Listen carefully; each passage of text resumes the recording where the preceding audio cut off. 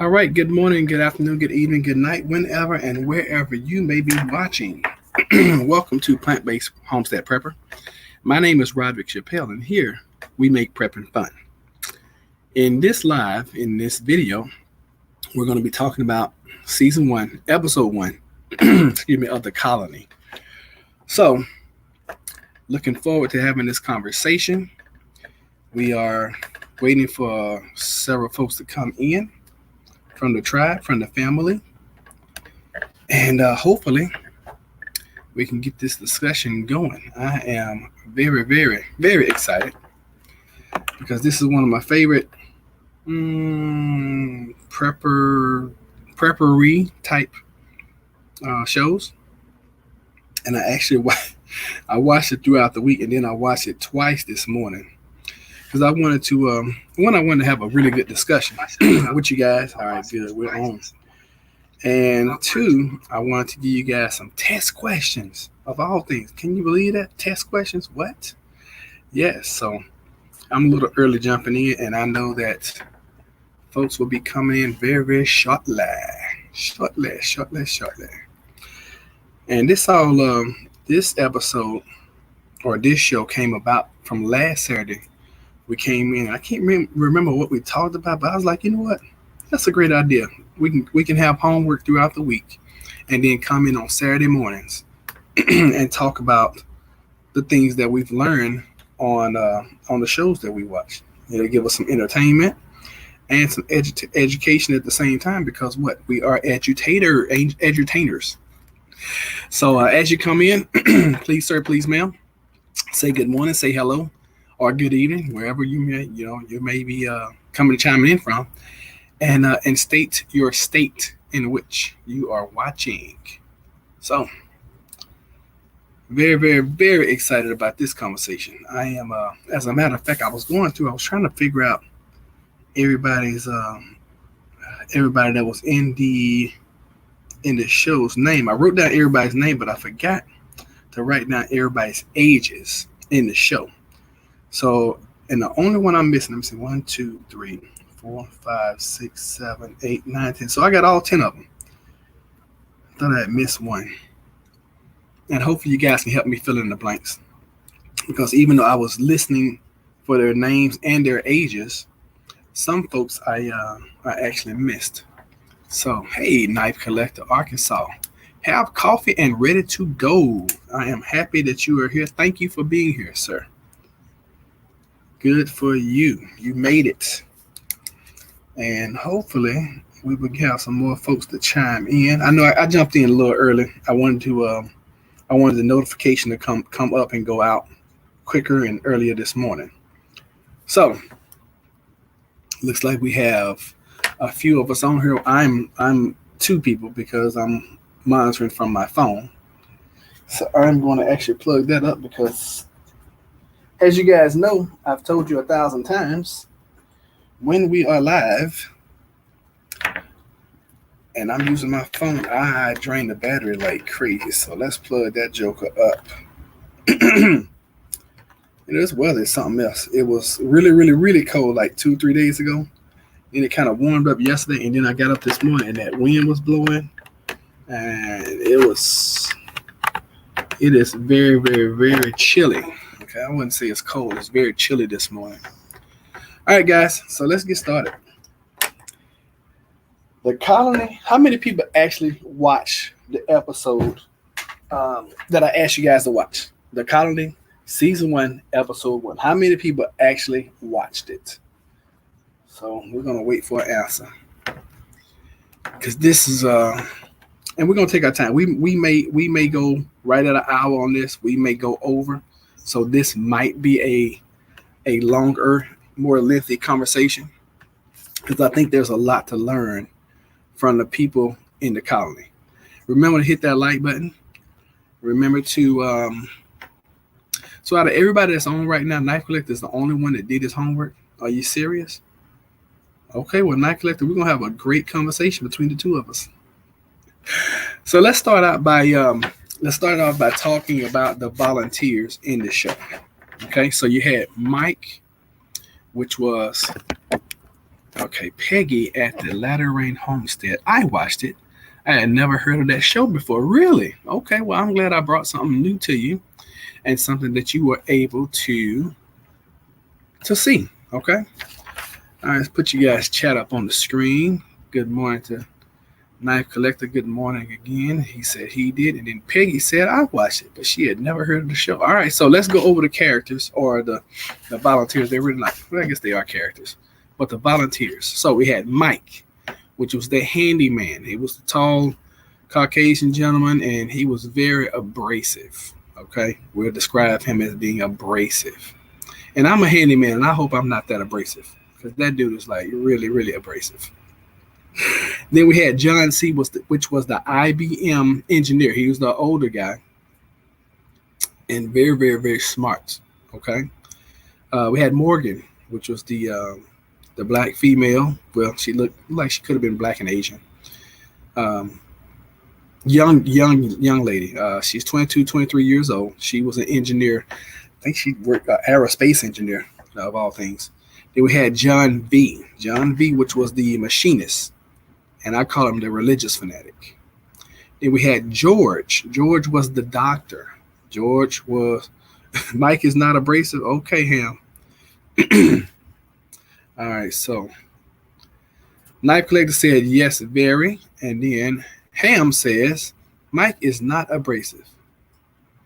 Well, what would be your definition, Ham, of Mike? And we're talking about The Colony, Season 1, Episode 1. Mike's a taller, slender gentleman who is really good at fixing everything. And I described him as abrasive. So if you wouldn't say abrasive, how would you define his personality? How would you define it? All right, so then we had John V. He was the machinist and the religious fanatic. He was he's the shorter, like Hispanic guy. Okay. Then we had some newcomers. So those are our original 6 right there. Mike, John C., Morgan, John V., and George were our original 6. Then we added 4 more people, which was Allison, the emergency room nurse. She's a Caucasian lady with looks like, I think she had blonde hair. And then we had Vladimir, which was, I don't know what Vladimir was. He was, I don't think he was originally from the United States. But he was an engineer, and he was bragging about being a hunter and a fisherman, and I can help you so much. Then we had Joey.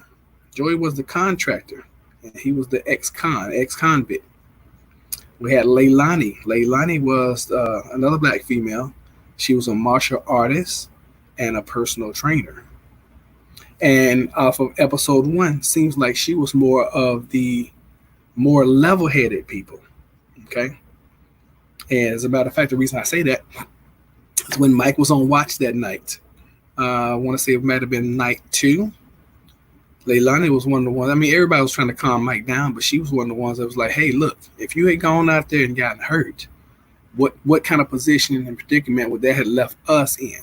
So that was Leilani. Then you had Amy, which was a marine biologist. We don't get a whole bunch of story about Amy.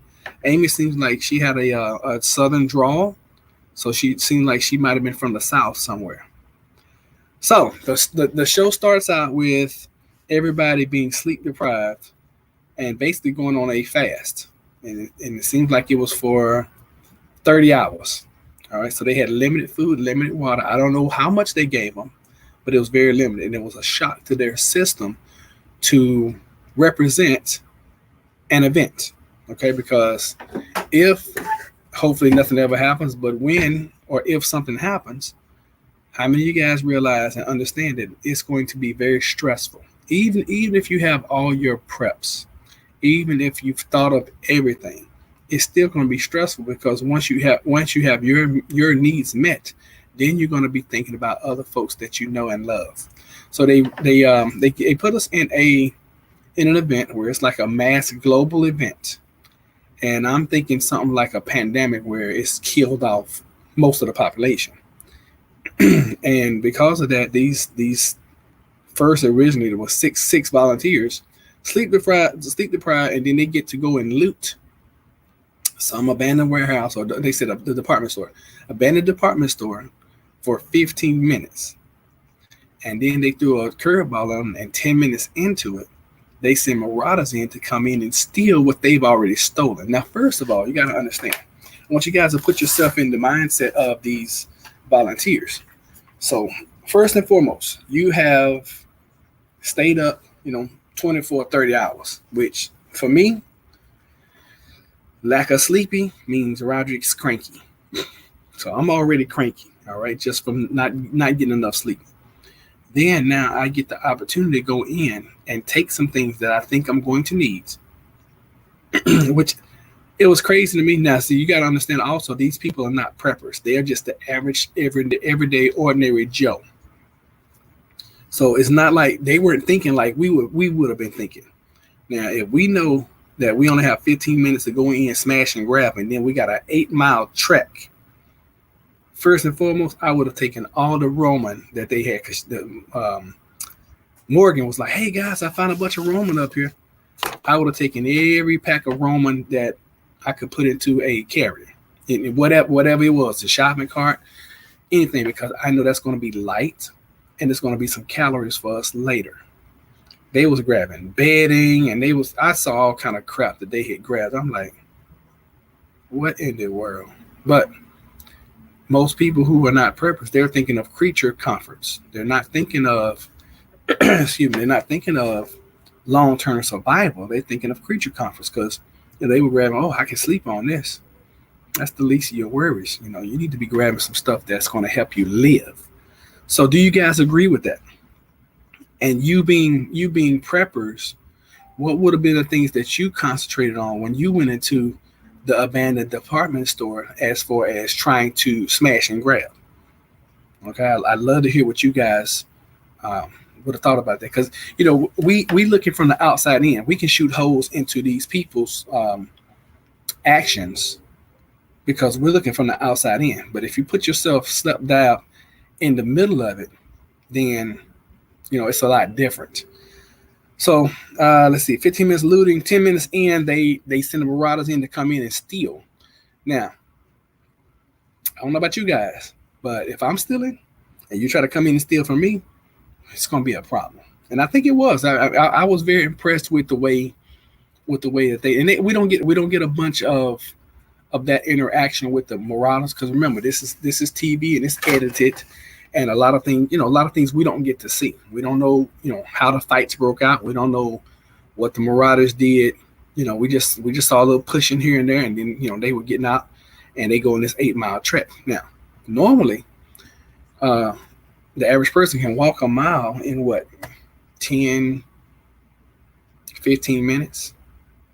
But you gotta understand, they were lugging 200 pounds of supplies down the river. So now you're tired, you're hungry, you're cranky, you're thirsty. And then you got to walk 8 miles in the water, basically, trying to push these supplies through the river.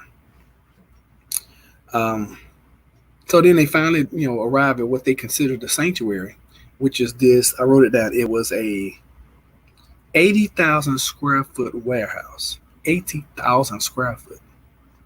On a 3-acre plot of land. Now, in my perspective, me being prior military, me being prior military police, me being a prepper now, when I first looked at that building and I saw this show, golly, it had been 7, 8, 9 years ago. I don't know when it came out, but I watched it, right after it came out. I think I watched it after season 2. That's when I found it. The first thing I started thinking about was, that is a huge place.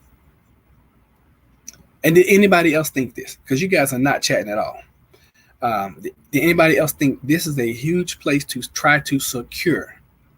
Because that was my first thought. I was like, oh my God, what in the world? Because I was looking at the outside perimeter. I'm like, okay, well, we need to try to secure this gate first and foremost, because that's going to keep some vehicles out. And of course, looking from the outside in, and then looking at hindsight. Hindsight is always 20/20. You always see clear after the fact. But even walking up to it, I was like, "Ooh, that's going to be hard to secure." All right. Um, yeah, that's what I was figuring too, Night Collector. I was figuring it was way too large. And I was also thinking that now, and of course, we don't get the perspective of where the front door is, where the back door is. We don't get that perspective. So we lose a lot in the in the editing. But I was thinking, I'm like, you guys are sleeping far too far for me. You're sleeping too far away from the entry points. Because if something happens and you need to respond, you guys, one, gotta wake up. You gotta orient yourself. You gotta put your shoes on, which in that situation, I don't know if I'm gonna sleep with my shoes off. I'm probably gonna sleep ready to roll. That's what we used to call it, when I was growing up. If you sleep with your with all your clothes on, you ready to roll. Okay. And in a survival situation, I don't think, especially the first few nights, I don't think you can let your guard down at all. Now, let's see what Mike said. I'm sorry. Night Collector said it was too large. And Peggy said, for me, I'd be getting out of the city first. Okay. I mean, that's a valid point. But you also got to understand that for this show, I'm sure they told them where to go. I'm sure they told them what to do. Okay. Because if you go volunteer for an experiment like this, there are certain things that you can do and you can't do. And I'm sure that at a certain point in time, the directors and the producers of the show were like, hey, we need you guys to do this. Hey, we need you to do that. Because even though it's pretty much unscripted, it's got to be it's got to be going in the direction in which the producers of the show want it to go. And in that situation, Peggy, would you want to, in that situation, would you want to be alone with McQuaid, or do you want to stay with the group?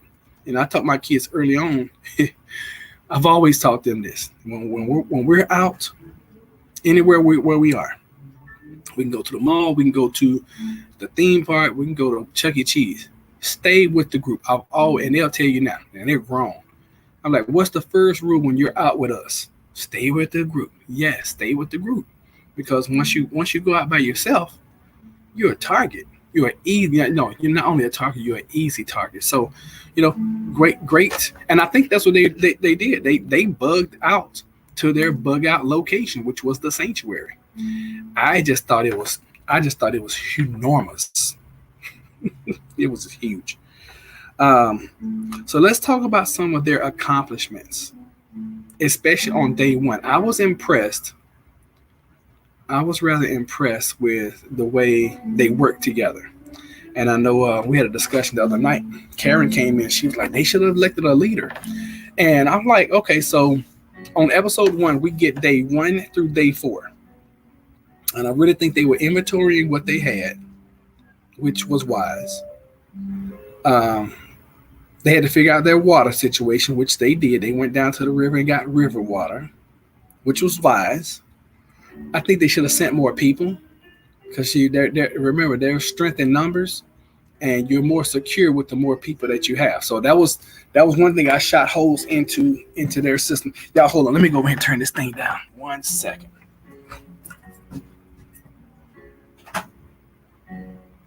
I'm still with you. I'll just turn this down. I'm monitoring power rehearsal from my monitor, my TV monitor. I think they only sent, when they went down to the river the first time, I think they only sent 3 people. So and that's not bad. Out of 6 people, they sent half the group to go get water. The other half were cleaning and figuring things out, I guess. I guess they were cleaning and straightening up. So, I mean, I guess that's not a bad percentage. If you send 50% out, 50% stays, I would have been more comfortable with another person, as an extra lookout. And that's just me. That's me coming from a security background. All right, so I know it was just a TV show, but to me, it did not portray reality. That's the same thing Jennifer and I was talking about this morning. Too many things that needed in one place. Too many things they needed are in one place, yeah. But figuring out how to use the items was good. Yeah, I agree. That was so unrealistic that you're gonna get to a place and you have an inverter, and you got it. Now the way they had it all scattered where they have to work to get it, and then they had to figure out how to use it. But yeah, you are so right. That is so unrealistic. And we're gonna talk about that too. Simply because that's the one thing Jennifer and I was talking about this morning. She was like, it was just so unrealistic. I was like, I know, and I let her talk because I wanted to see what her point was and what her perspective was, and we agreed. We agreed that it was unrealistic because in that situation, you're not going to have everything you need. It's just not going to happen. And then for you to even find a place like that that's not already taken over by a group of people, a gang. So that was very unrealistic, but they had to make it interesting for TV. So Mike tried to put himself out there as a boss, which would have caused me to have issues. I had issues with Mike from jump. I did not. I loved the fact that he was good at everything. I hated his attitude. I really did. I hated his attitude. I agree with you, Night Collector. He was just, he wanted to be in charge. He wanted to, and I know people like that. That's just his personality, which is fine. But I think the group gave him far too much power in the beginning. Day one. What was it? Day one when the other four people came. They sent him out to go meet, and probably because everybody else was too scared. Looking back at it, they sent him out to meet those four people, and confront them at the door, even though he was totally against. And let's talk about that. Let's say that you're in that situation, and this is something that Jennifer and I have talked about 1,000 times. During a survival situation, if you are safe, well, relatively safe and secure, and you have the things you need, are you really going to let other people in? And see, that's where I struggled, because I'm like, because remember, reality is perspective. How does it go? Perspective is reality. He who proceeds, or something like that. So these people in a situation, and you guys heard and they had specialists that watched the whole thing and gave their expert opinion. So you had an engineering expert, you had a psychology expert, and you had a security expert. And the psychology expert was like, hey, when you're in a situation, you take on the traits of that situation, period. It's no ifs, ands, or buts about it. Rhonda Joy says, hey guys, hey Rhonda, thank you for being here. It was like they forgot it was a reality show. Yeah, because for them it was real. No one will get hurt. It's scripted to the point. Well, we're gonna find out later that not only does somebody get hurt, somebody gets killed. That's why the show is no longer on. So yeah, it's scripted to a point, but see, for the volunteers, it's reality. It's the way, it's their life now. They have, and it's almost instant. It's like instantly they forgot that they had families, that they had lives outside of the show. Because this is 10 weeks, and you're talking about 10 weeks. That's a long time when you don't have creature comforts and things that you're used to. That is a very long time. So how many is that in days? 10 weeks is like 72 days, something like that. 70 days, is that right? So 2 months is 60. Yeah, that's like 70 days. That is a long time. Remember, a habit is formed in 21. It's so loud. Okay, so a habit is formed in 21 days. So not only have they gone past habit forming, they've gotten to the point where this is their life. I'm hoping the situation does not get that bad. Rhonda, I'm hoping it never gets to anywhere close to being like that. All right, so we have the experts, and like the psychologist said, like what Knife Collector saying, the volunteers take this on like it's real life. Okay, so we get in episode 1, we get day 1 through day 4. Day 1 through day 4. And I'm gonna give them some praise, and then I'm gonna shoot some holes in the things that they did on day 1. Day 1, they were okay, so remember, air, shelter, water, food. Remember, those are the basics. You gotta have those. So they didn't have to worry about the air quality. Air quality was fine. They had shelter. I was very impressed. And out of everybody, I think On day one, I think this guy gets my vote of MVP. Now we talk about the good things now, and then I'm gonna shoot holes into what they did. Okay, that John C. guy, the IBM engineer, to be able to figure out Jump Street day one, the water filtration system with the chalk, and see that I learned that, and that's one thing I want you guys to tell me. What did you learn from the show? What was one thing that you saw in the show that you were like, man, I never thought of that, or wow, that was a great idea? Because that John C. guy, when he came up with the water filtration with the sand, the charcoal, I was like, oh my God, would I have thought of that? You know, have an idea about stone soup in the park. Okay, you got to explain that a little bit more. So I was very impressed with that. I was very, very impressed with the water filtration system that he came up, off the bat, off jump.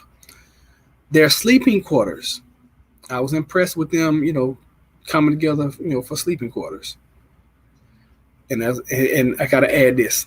I just think their sleeping quarters was way too far away from. I think they should have slept in the main room, where all the exits and entrances were. If I were part of that group, I would have strongly made that suggestion, and that's why part of the reason. Well, I admire Mike because he really took the lead on a lot of things, especially the security, because he stood security watch that first night. And I think he did that second night too, and he was willing to give up of himself for the protection of the group. Now, he might have had alternate motives, or he just might have been like, hey, and he even says, he said, these are good people. They don't understand security. They don't understand what's going on. They don't understand, he took on like the fatherly role, but he was almost like that abusive father, in my opinion. This is just my opinion. So they figured out sleeping quarters. They figured out how to work the toilet. How many people knew, how many people actually knew that if you poured water down the toilet, it would flush? How many people knew that? I knew it because that's the kind of line of work I do. Me personally, I probably would have poured it in the back of the toilet to save water, because they was pouring like 5 gallons at a time down the toilet. You don't need that much. The average toilet flushes with 1.2 gallons. So if they had put a gallon of water in the back of the toilet, hit the handle, it probably would have flushed the same way. Okay. I think the sleeping arrangements would have caused issues later. People do need privacy and personal space. I agree. I totally agree. However, I think the first few nights, I just believe they should have slept in the main room, and that's me. And I think that more people should have been on watch. I said I was gonna give them praise, and then I was gonna tear up their stuff. They actually figured out. Okay, they figured out the working toilet. When the other volunteers got there, Vladimir and Mike figured out emergency lighting. I think that was either on day 2 or day 3, which is really quick for me, because in a situation like that, I don't think, and it goes back to what Knife Collector said, they had everything they needed in one space. And I don't think they would have had that either, Mike. I keep calling you Mike. Golly, Knife Collector. I don't think they would have had everything they needed in one space. Now, that's just me. Because it was just remarkable to me that they went out and found a whole whole chain of batteries, and then had the wiring to be able to daisy chain it together. Which, if I found those batteries, I would have thought of that. I'd be like, wait a minute. If we daisy chain these together, it would create a battery bank. And I would have thought of that battery bank, and then we could then take the last one, plug it into the inverter, or hook it up to the inverter, and possibly have lights. Now, I would have come up with that if I saw all this stuff laying around. Batteries, inverter, lighting. I'm like, oh yeah, okay, cool. We can do that. And then furthermore, anyway, I'm not gonna shoot holes in it. They were good for getting emergency lighting up. I would have laughed if they had wired the inverter up backwards and fried it. And that's very possible. That's very, very possible to do. And in that situation where you're stressed and you're not thinking clearly and all that kind of stuff, it's very, very possible that could have happened. Or they could have wired those batteries up and with one miswired it and could have blown the whole battery bank, or at least blown that one battery. Okay. And could have caused some injury, if not death. All right. So yeah, that was a very dangerous procedure that they did. Another thing I was impressed with their meals and their meals as a family, because in that situation you really truly do become family. But then I'm gonna shoot some arrows into this meal stuff too. Let's see here. Knife Collector said, I lived on a generator and battery power for 7 years. Wow. Okay. That's impressive. So the water storage unit, I think they did this on either day 2 or day 3. The water storage unit they came up with where they can hold 400 gallons of water. I was like, that was impressive. And that would have been something I would have come up with, because trying to use one bucket of water at a time, that wouldn't have worked for me. Especially if you got all this stuff laying around where you got valves and you can take, some piping. And I was impressed with the fact that they had, not only did they have valves and things that were laying around, they even thought of so much of giving these people like Teflon tape, because if you don't have Teflon tape, all that stuff is going to leak, and then all your water is going to be on the floor instead of usable. So anyway, I said I was going to praise these people. Okay, day four, they actually were able to get coffee, because Vladimir some kind of way snuck in some coffee on day 4. So those are all the accomplishments from day 1 to day 4 that I want to praise these folks on. And of course, they had a lot of help. They had a lot of help. Did you notice? And a lot of this stuff was genuine. Did you notice how excited they got when they were able to flush the toilet? Okay. Did you notice the camaraderie during mealtime? Did you see food and water changed too? Oh, did you also notice the fact that when they added those other 4 people, their quality of life, as far as their food and their water, everything went down drastically? Did y'all notice that? Oh yeah, putting clean water in an unknown container wasn't a good idea. I agree. At least I think they put the clean water in it. Yeah, and I was thinking about that too when they did. I was like, I wonder how they cleaned that. You didn't have any clean water. How did you clean that? As soon as they started doing it, I thought about it. I was like, that must be a new container. It had to have been a brand new container for them to even do that, because putting your water in it would have just contaminated it, and it would have caused people to get sick. So yeah, I shot a lot of holes. So let's start shooting holes into their stuff. That's one of them right there. How did you come up with this 400-pound clean container that you could now store water in? So that was unbelievable. But then again, it's good TV. Okay, we got to keep that in the back of our mind. The fact that they wanted emergency lighting, the fact that they thought that the lighting was so important that the first 3-4 days, that was something that they had to have. I think they could have spent their time a little more wisely. That's just me. Of course, we talked about their sleeping quarters. I think they should have slept in the big room, and I think they should have slept in shifts. You needed more than one person on watch. For that facility, I wouldn't have been able to be comfortable unless there were 3 people on watch at any given time. And I'm talking about 24 hours. Now, during the daytime, yeah, you can have one lookout, and I would have had that person maybe on the top of the roof, or we could have built a platform where they could have seen. But you needed surveillance. You really did. And as big as that was, you really need sentries posted.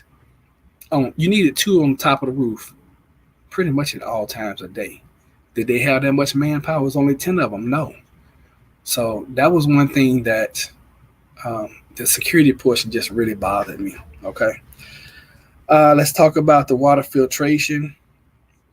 I actually thought they did very well with the water filtration. And then later on, you see where they even figured out how to do rainwater. That was a game changer right there. When they did the rainwater, that was a game changer. Figuring out how to filter it and then boil it and all that good stuff.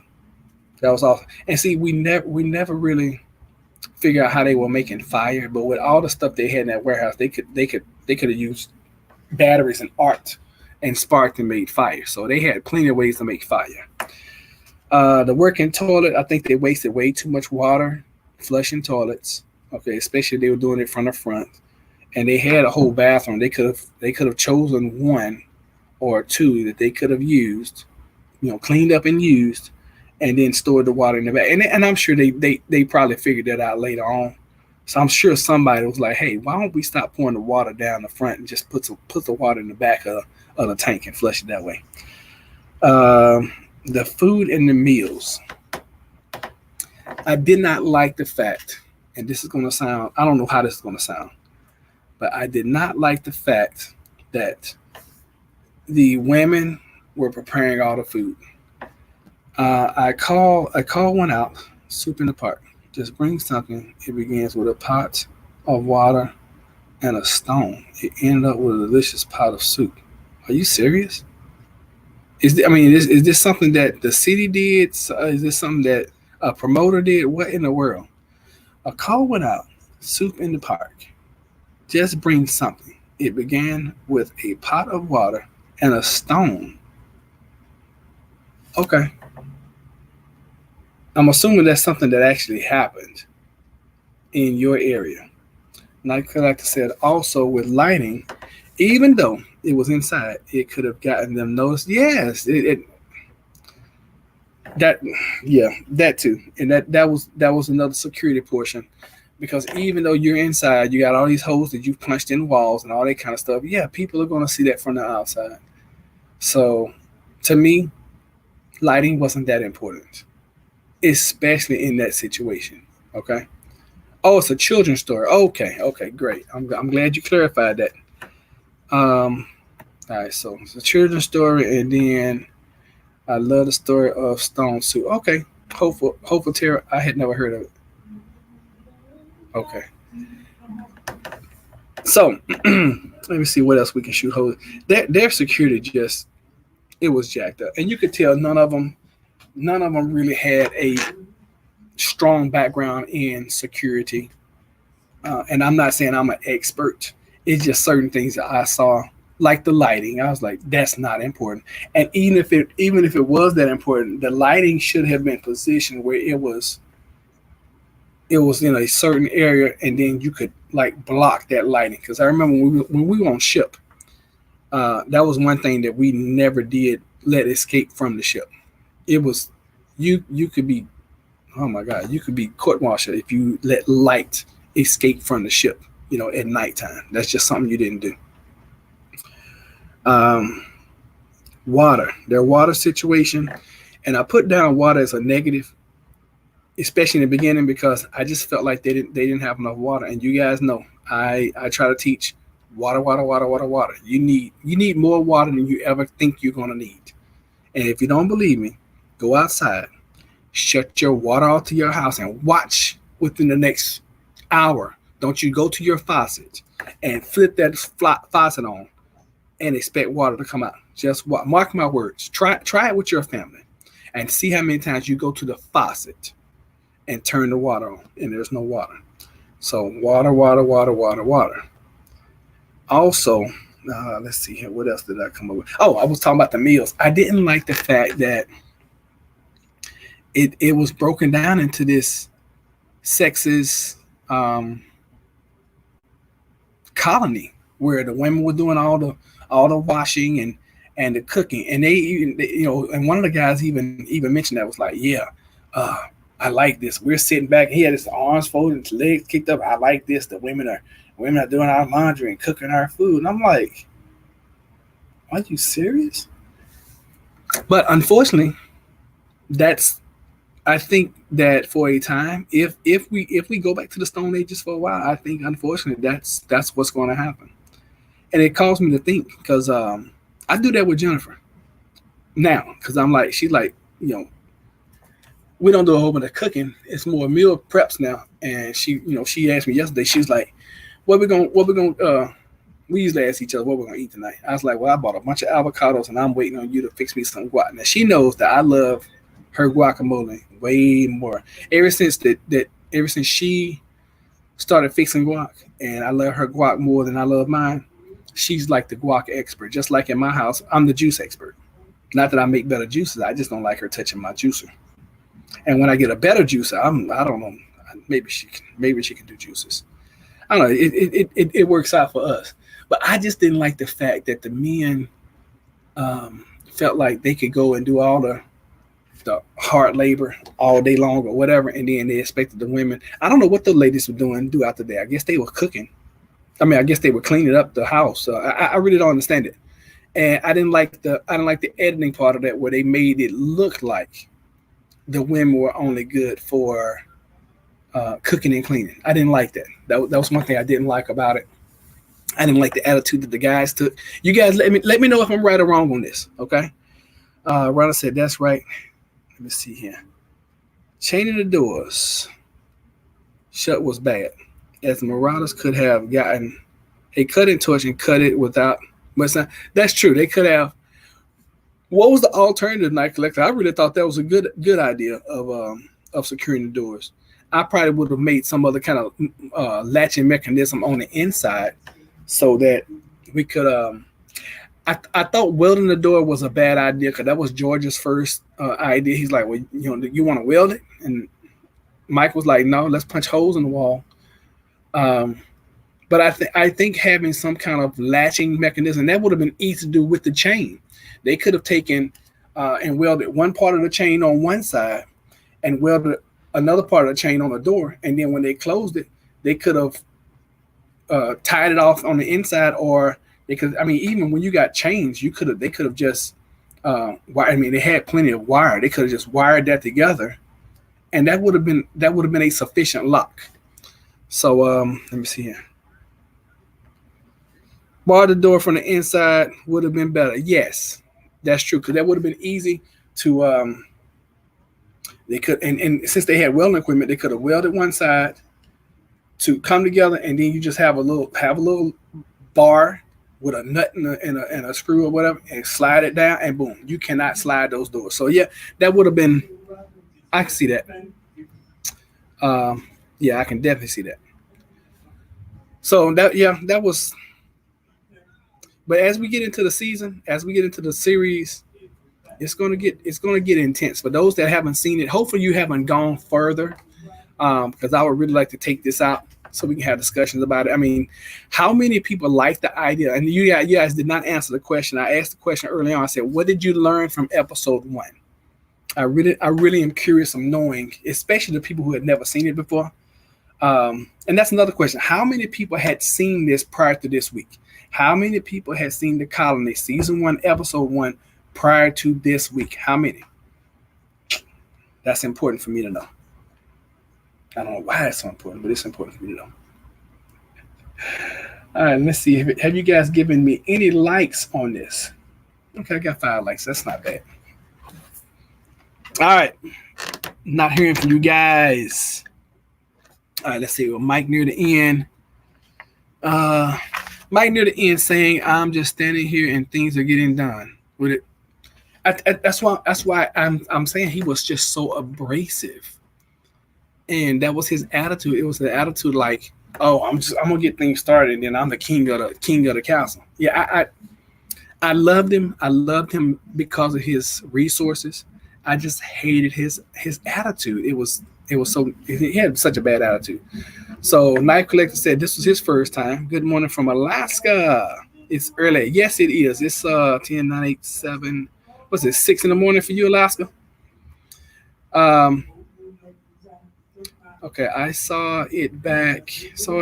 I saw it a while back. Don't remember much about it though. Okay, good. This is a great refresher. Great refresher. Good morning, JK from Knife Collector. All right, who else? Who else was your first time seeing this? And then what did you learn? This, I need you guys to communicate with me. What did you learn, by watching this one episode? Because the first time I watched it, I learned some water purification. Yep, I thought it was 6 in the morning for you. Well, we appreciate you for being here, my brother. I learned water purification. I learned that, and that's part of the reason why I teach water. I'm gonna always tell you guys water, because You don't realize, and they even said a statistic in there. They was like the average American uses 140 gallons of water a day, and I was like, "Are you freaking serious? That is a lot of water, 140 gallons." And then you expect to go from using 140 gallons. I mean, can you think about it? You take a shower, and let's do the math. If your shower faucet is rated at what 1.5, 1.2 gallons per minute, and the average person takes what 15 and 20-minute showers, I mean that's like 20, 30, 40 gallons right there that you just use. I know sometimes Jennifer can get in the shower, and we have a 40 gallon, and this is how much water we use in our house. Jennifer can get in the shower, and I can get in the shower. And by the time, I guess my showers maybe like 6 to 10 minutes. I usually watch a YouTube episode of something, and usually I try to make that episode 12 minutes. And I got my Bluetooth speaker, going, it's blaring, and I know I've been in the shower too long. If that video starts to end, I'm like, oh my God, I've taken a shower that's been way too long. So sometimes, some mornings, Jennifer can get in the shower, and she takes a shower so long that when I get ready to get in, and we have a 40-gallon tank, remember, sometimes about halfway through my shower, my water temperature chart starts to change, which is not that bad in the summertime, but in the wintertime, and I've never told her this either, because I'm like, baby, enjoy your showers. You work hard, I work hard. She usually gets in the shower before I do. I'm like, babe, enjoy your shower. Enjoy it. You paying for this water, you paying for this heat, enjoy your shower. Because for me, I don't like hot showers. And she loves a hot shower. That's not me. Let's see here. Miss some of y'all's chats. Let's see here. Peggy says, I didn't learn anything because it has nothing to do with where I'm at. Most of the things they covered, preppers have already in place. Okay. So you didn't take anything from, okay, well, what would you have done different if you were in the situation? Because I want you guys to really watch this series as if you are the one in the scenario. And remember, these people are not preppers. They're volunteers. As a matter of fact, I think Leilani said it. Leilani said, I think out of everybody, I'm the one who's least prepared. She was the one who was the martial artist, and she was the black belt or karate expert or whatever. She even said, she's like, I think I'm the least prepared. So look at it from a couple perspectives for me. Look at it from of course, a prepper perspective, but then also look at it from if you were in the situation and you were in the situation and you were a prepper. My husband and I shower together. The two of us take about 10 minutes total, saves a lot of water. That's an awesome idea. We used to shower together, but Jennifer likes the water too hot. Not my first time, but a good refresher. I don't recall the group had security watch in shifts. Yeah, perhaps they did, and it edited for TV. They were supposed to, because every night I think Mike would take the first shift, and he would like. I think they even said that that something about it. But see, with the editing, we don't get the full picture. My issue was the media they used to make the filter. Make the filter was not sterilized, so they would have gotten sick if it had been contaminated with germs or virus. What media? What are you? Okay, which filter are you talking about? Are you talking about the coffee filter, or are you talking about when they were filtering their water? Yeah, I mean it's so many ways you can shoot holes into this thing. I mean it's just so many ways. I'm gonna have to go in here and turn them down again. Y'all hold on a second. They loud.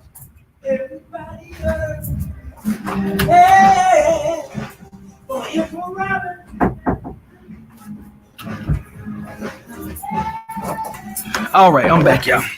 I wouldn't be there in the first place, and don't go anywhere without an exit plan, even if it's a long walk home. Sounds good, Peggy. Night Collector said for the filter the water. Okay. I think they were still boiling their water though, because they were running through the charcoal filter and then they were still boiling it. So I think they were pretty good on the water once they figured it out. Y'all correct me if I'm wrong. All right. So did anybody? I know we keep saying it's a good refresher. Did anybody take anything away from the episode that maybe saying that you learned something is not a good question. What if,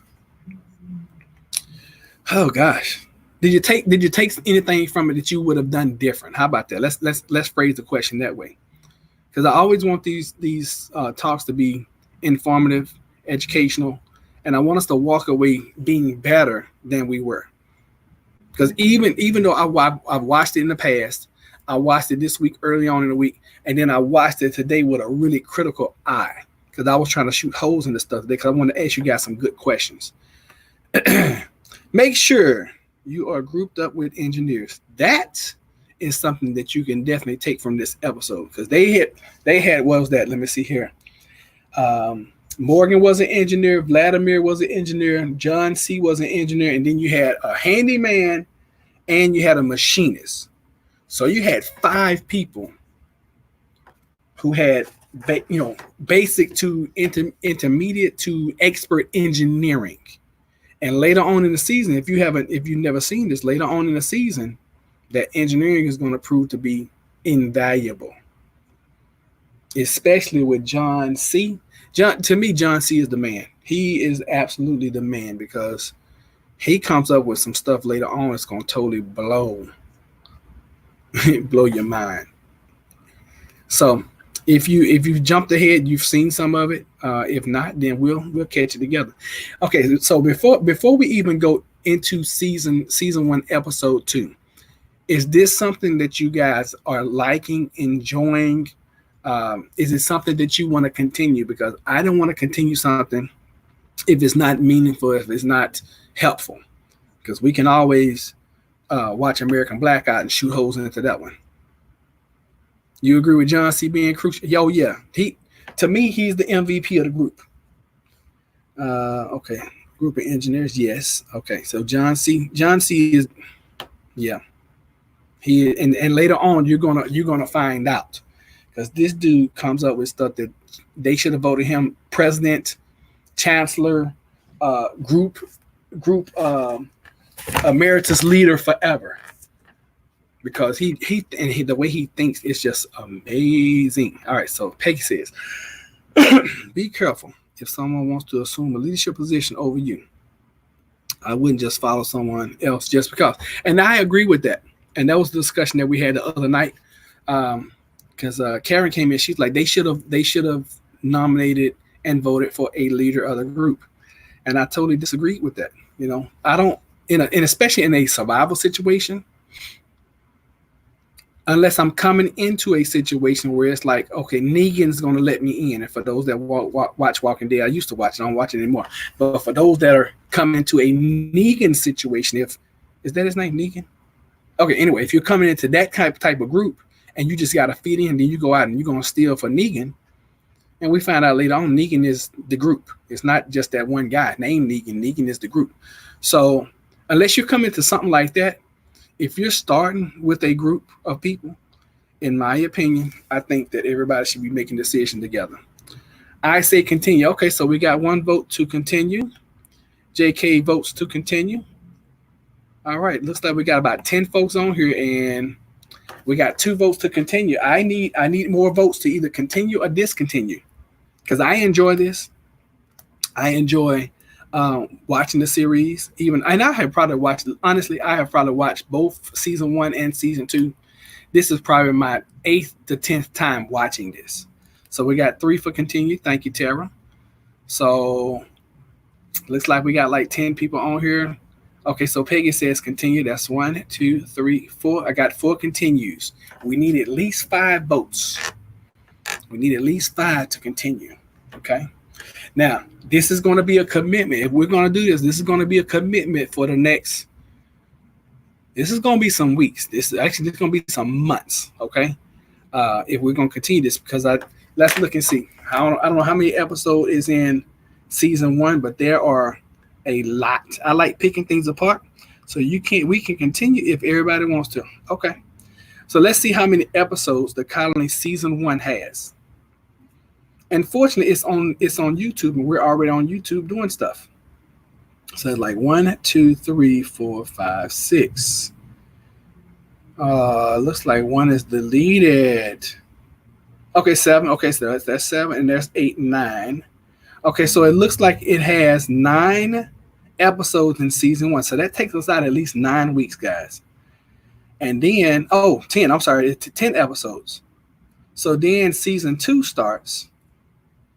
Season 2 is, I'm not even going to talk about. Hey, Queenie, good morning. Good morning. Good morning. So let's go. Season 2. I'm trying to see how many episodes season 2 has. Okay, so this is going to be at least a 10-week long commitment. Oh, it has 12? Oh wow! So we got to figure out how to watch 11 and 12. I just pulled up. Somebody had it in a playlist. So I got 10. JK says it's 12. So it's going to be 10 to 12 weeks of commitment of us watching one episode a week and then coming on Saturday mornings and talking about it. All right. So I'm down. I'm good. I enjoy it. I enjoy picking holes. I enjoy figuring out things that I would do different. My biggest thing about everything is security, and you guys are going to see where security later on is going to play a very crucial, important piece in this puzzle, or should I say, the lack of security is going to play a huge. And I believe that the producers and of the show, I'm pretty sure that they let the colonists know, they let the volunteers know ahead of time what was going to happen. Just like Night Collector said earlier. Oh, not sure if it's 12. I saw 10. I could be wrong.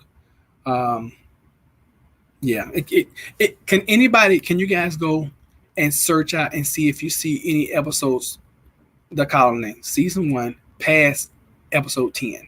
Can you guys please do that for me real quick? So we can figure out how many weeks we're going to go with this one. And then we may take a break, because I really truly want us to do the American Blackout. I really want us to do that one. And I have several movies.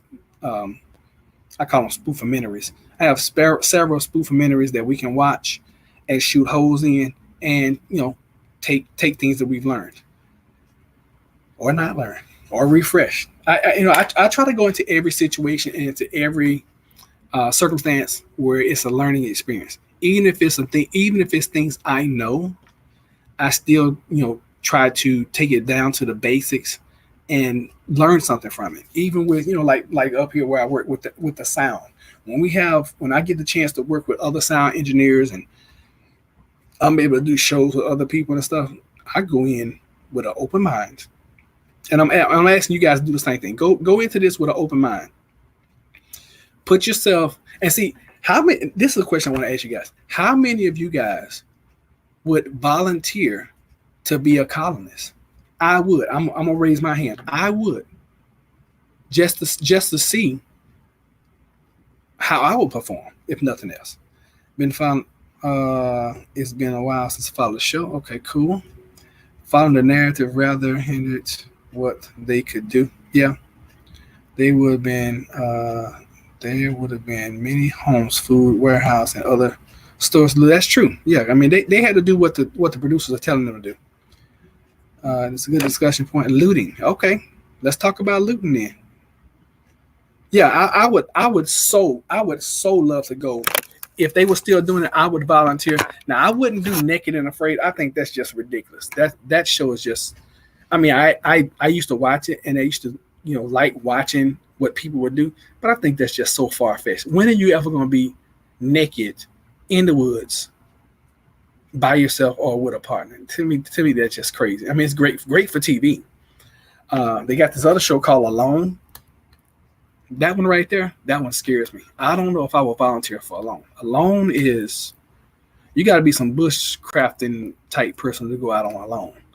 But stuff like this, yeah, I would love to volunteer for this show. Okay, just to see. So looting, and later on, you're gonna. This is my take on survival. If the flag goes up, SHTF happens, WROL, Teowaki, whatever the event that happens, EMP strike, something happens. Okay. one part of me goes into survival mode and itchy and scratchy. One part of me goes into survival mode, and the other part of me still has a moral compass. So, at what point in time does your moral compass go out the window for you to go and feed your family? And that's really what looting comes down to. Because looting is stealing. Looting is taking from someone else to get ahead and do some things for yourself or for your family. So, who's that? Rhonda said, let's talk about looting. So let's talk about looting. What are y'all's feelings on looting? Because most of us are upstanding citizens right now. All right, Night Collector said he would go on the show. Agreed. Naked in the woods, not wise. Yeah, that's crazy. I mean, you can pick up all kind of stuff just by walking around barefooted. Okay. Not sure if I would volunteer. It looks like the website. There's 10 episodes. Okay, so 10 episodes. Thank you, JK. I appreciate that. And different strokes, different folks. I would love to go volunteer for it. I can see me doing 10 weeks away from Jennifer to have that learning experience right there. Because it's almost like urbanized camping to me, but really, really sucking urbanized camping. Oh goodness, what are y'all thoughts on looting? Come on, Rhonda says she wants to talk about looting. What are your thoughts? Because I'm gonna tell you guys straight. See, I don't want to answer the question because I don't want to sway you guys' opinion in any way. So let me give you a scenario and a situation. Grid is down. Your preps have gotten to you, and you've prepped, and now it's been a year and a half. You have to start looking at resupplying. So, what are you going to do? Not sure. Okay, I would loot if necessary, but only for essentials. Okay. Thank you for being honest, Tara. I would not be able to be away from my husband that long. Yeah, being away from your loved ones is for 10 weeks is a long time, and it's no tapping out in that show. I mean, you're gonna do it. And you're gonna do it for 10 weeks. By the storyline, it seems 99% of it. Yes, thank you, Knife Collector. There will be many homes and stores empty. Yes, that's the storyline. So the storyline of this show is some pandemic wiped out like 90%, 99% of the world. So if that happens, in my opinion, there are going to be resources everywhere. Okay. You just got to go get them. You may have to step over some dead bodies. You may have to go through some really bad smelling things. My first stop is going to be at Lowe's so I can get me a respirator. When I kick in these doors, I know I'm going to find some bodies. Okay. That's just is what it is. I say be prepared to the point you don't need to go near a store. After a time, it will become obvious that looting will be necessary. Good point, Rhonda. I agree. Yeah. Prep to the point where you don't need anything. All right. Queenie chiming in. She says, I follow God's commandments. Thou shalt not steal. And it's where it says, I never seen the righteous take nor seed begging bread. That's a great point, Queenie. JK said looting could be case by case basis for essentials. Other people could threaten efforts to retrieve goods. Yes, very true. When things become desperate, who knows what we do? This is about food, not TVs. That's a good point. And I really believe that when or if something ever happens, you're going to see masses of people not prepared be the ones that are going to go out and start looting. People like us who are prepared, that's going to be the last thing. The last thing we want to do is go anywhere. Okay, that's my first inkling. I want to hunker down. I want to go through my security checklist. I want to make sure that everything is secured. And I know I keep saying that word, but I think security is going to be, of course, air, water, shelter, food. That's got to be, your priorities. But doggone, next to water, you got to be thinking security. Because remember, if you're not secured, and everybody can just walk in. See, and at in certain points, at what point in time do you do the unthinkable? At what certain point? At what point in time do you cross the line? Is it when somebody's trying to kick your door in? Is it, and none of us want to see that happen. None of us want to be in a situation where we have to choose. But that's something now. I believe this. I believe being a good prepper, I believe it is really about getting your mind wrapped around things that could happen and being prepped for the things that could not happen.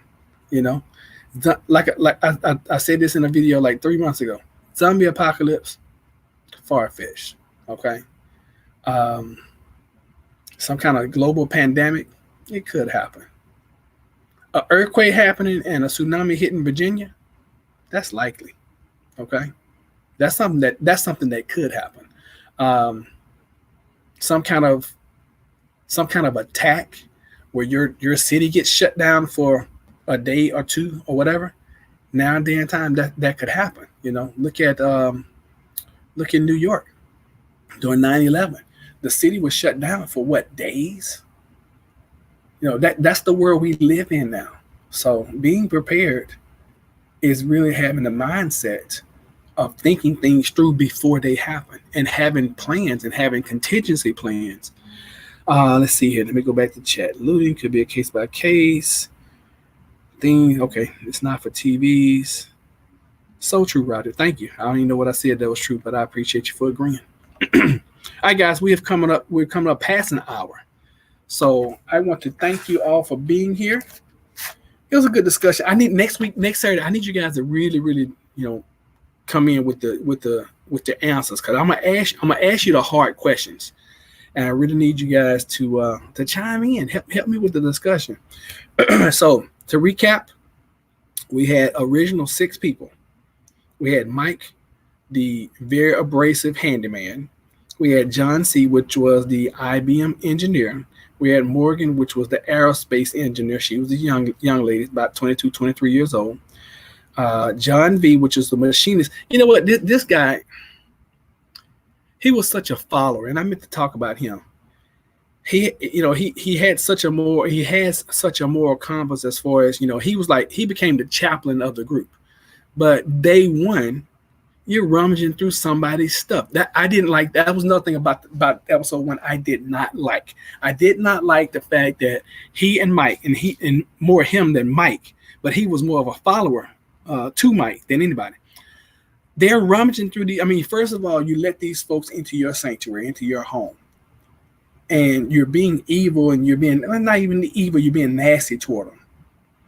Then he's like, go check their stuff out. And these folks are coming to you for help. They're like, hey, I don't have anything. I got a pocket knife. Put it on the ground. I'm like, and then just sit down and we'll talk.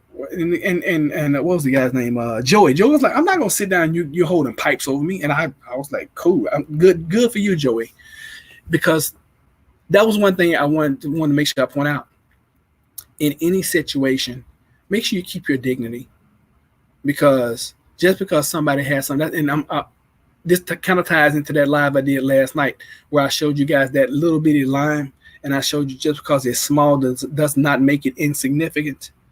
Just because you have somewhere to stay and you have preps and you have whatever, that doesn't make you better than somebody else.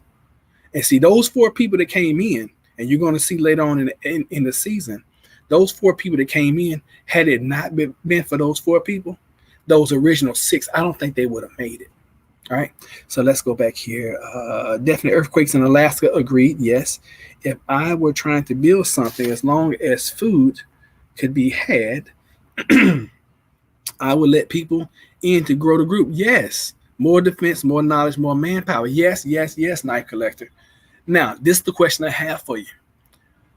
At what point in time are you going to let people in? Are you going to let people in immediately? Are you going to let people in later on down the road? Or are you going to choose a case-by-case basis? That's where I'm, that's the question I have for you guys. Because we prep for ourselves and our families, but you have to prep for other people. You have to. You have to include some more preps in there for other folks, because you're going to meet people along the way. And are you going to be so callous? Are you going to be so cold? Are you going? Because see, remember, everybody that Everybody that you tell now, everybody that you teach now is a potential friend in the future that you don't have to fight for resources. And everyone that you turn away after something happens immediately turns into a foe. Now, I could be wrong on that. That's my logic. Okay. You guys let me know if you believe that or not. What time will we be chatting next week? It's about time for me to go to work. Every Saturday we're going to be coming in at 9:30. If we're going to continue this, we're going to be coming in at 9:30 Eastern every Saturday. All right, Night Collector. We about to end. Night Collector. I like the way you think. Yeah, I like the way Night Collector thinks too, because that's true. More people, more manpower, more farmers, more people that can work the land, more people that can stand security. Okay.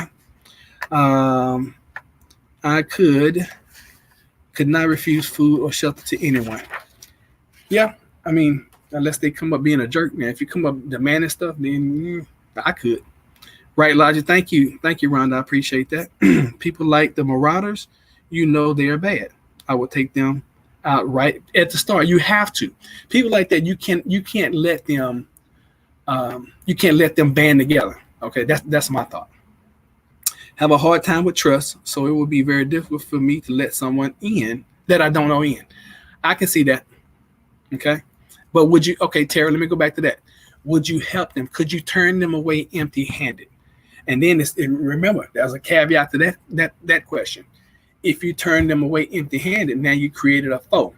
If you give them something and turn them away, now you've created a beggar, because you gave them fish instead of taught them how to fish. See, you got to treat it a case-by-case basis. You have to. JK says case-by-case basis. I want to ensure that their skills inventory with people. Yep. Something to ensure people is working, bringing to the table. Yes.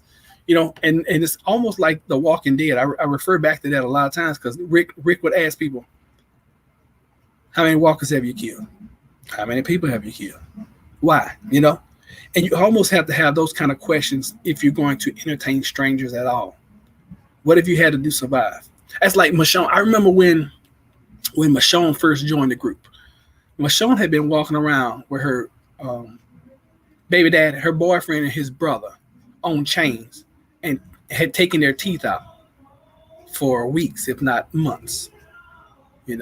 So think now, and that's all that I'm trying to do here is just get you guys to think about things that could happen, because we're all prepping for whatever we're prepping for.